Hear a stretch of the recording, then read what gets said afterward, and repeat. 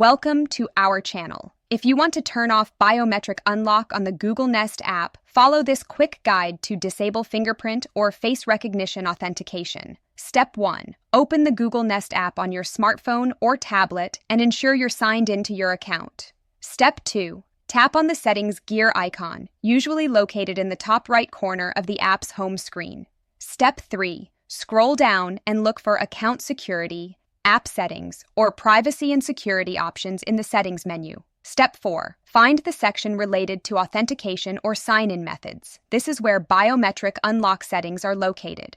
Step 5. Look for biometric authentication, fingerprint unlock, or face unlock options, depending on which biometric method your device supports. Step 6. Toggle off the switch next to the biometric unlock feature to disable it. Step 7. The app may ask you to verify your identity one more time using your biometric data or by entering your Google account password.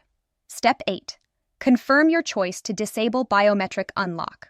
From now on, you'll need to enter your password manually to access the Nest app. Step 9. If you change your mind later, you can return to these settings and re-enable biometric authentication for faster access to your Nest devices. Don't forget to like this video and subscribe to our channel.